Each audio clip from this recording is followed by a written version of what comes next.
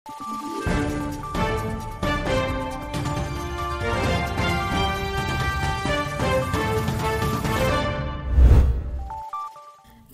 ang pagbabago, A Million Learners and Trees campaign sa mga pinakaunang programa na inilunsad ng tanggapan ng pangalawang Pangulo sa pamumuno ni Vice President Inday Sara Duterte.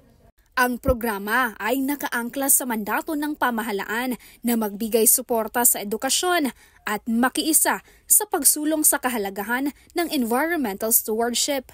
Sa pamamagitan ng 10 OVP satellite offices, nakarating ang pagbabago campaign sa maraming lugar, kabilang na sa mga geographically isolated and disadvantaged areas sa bansa.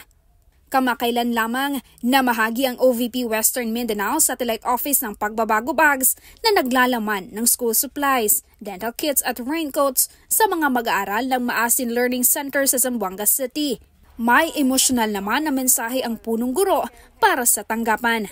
The Maasin Learning Center family, the teachers, the parents, and the learners from grades 1 to 4, a million thanks, and hopefully you will be able to achieve your goal, which is to reach the million learners for this program for the Filipino good, for the good of the Filipino learners. Thank you, OVP, and more power. Mula dito sa Zamboanga City, ako si Maribeth Adlawan, lahat para sa Diyos, Bayan at Pamilyang Pilipino, Valiente News.